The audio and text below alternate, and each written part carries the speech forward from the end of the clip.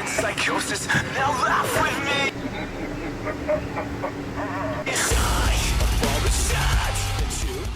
You want me to read all this shit about fucking Netanyahu? I fucking hate this dude. We're gonna have, look, there's a back and forth. That's about mayonnaise. This is from Al Jazeera. Israel's Netanyahu dissolved the war cabinet. Does it matter? Israel's Prime Minister, Benjamin Netanyahu, has dissolved the country's war cabinet. Following the withdrawal of his principal rival, Benny Gantz, the 6-member war cabinet will now be replaced by a kitchen cabinet, which Netanyahu will be able to consult for advice on the war on Gaza. Netanyahu had been under pressure from far-right ministers within his coalition cabinet who wanted to join the war cabinet, which could have triggered a further lurch to the extreme right of Israeli politics. The war cabinet was formed on October 11th, after Israel declared war on Gaza in response to Hamas-led attacks on October 7th. The cabinet was set up as a smaller body within the security cabinet, which was part of the wider coalition cabinet. The war cabinet was intended to make quick decisions about the conduct of war, which would then be sent for approval by a wider cabinet. On June 9th, Gantz and observer Eisenkot, both National Unity Party, quit the war cabinet over the lack of a plan for Gaza beyond the current assault. Speaking on Sunday evening, Netanyahu reportedly told the security cabinet there is no more war cabinet. One member present told the Israeli press it was part of the coalition agreement with Gantz at his demand. The moment Gantz left, there is no such form anymore. Ben Gvir and Smotrich represent an ultra-Orthodox, hard-right constituency within Israel's increasingly rightwards tilting politics. They are also closely associated with the settler movement, which seeks to build on what is Palestinian land under international law. Both previously threatened to resign if Israel did not launch its current attack upon the city of Rafah in Gaza. At the time, home to 1.5 million displaced people, but also threatened to quit if Netanyahu proceeded with the United States-backed ceasefire deal before they deemed Hamas destroyed. Ben Gvir and Smotrich also support the establishment of illegal settlements in Gaza, following the voluntary migration of the Palestinians living there, a position in stark contrast to Israel's official war policy.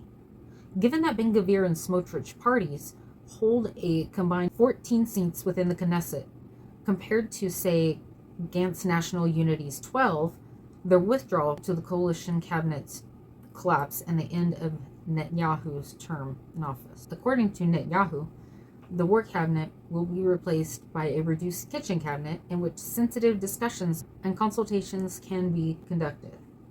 And this is from The Guardian.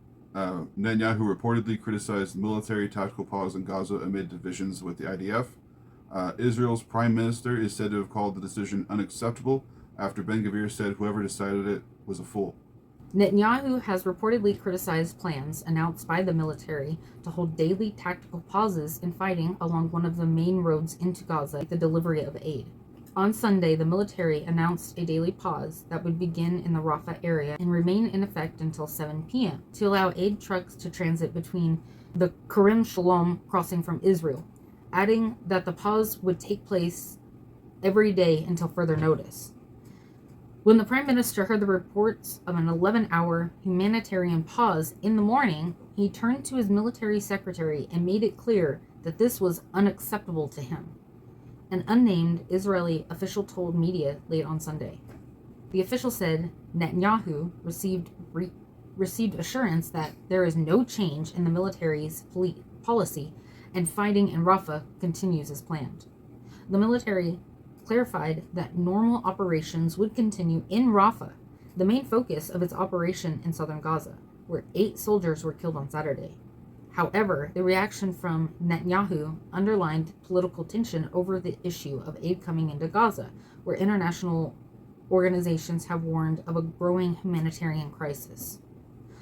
The spat is the latest in a series of clashes between members of the coalition and the military over the conduct of the war, now in its 9th month, and comes a week after centrist former General Benny Gantz quit the government, accusing Netanyahu of having no effective strategy in Gaza.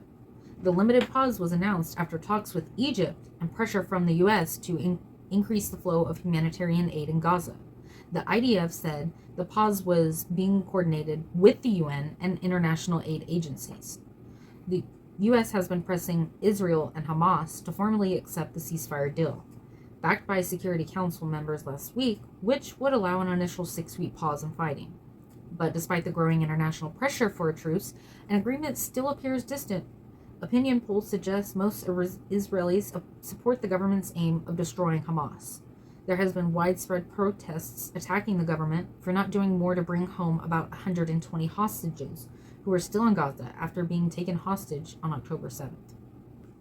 Netanyahu and his party proved once again they are not a partner for peace, rejecting multiple deals described as their own that Hamas has at least accepted one deal, possibly more.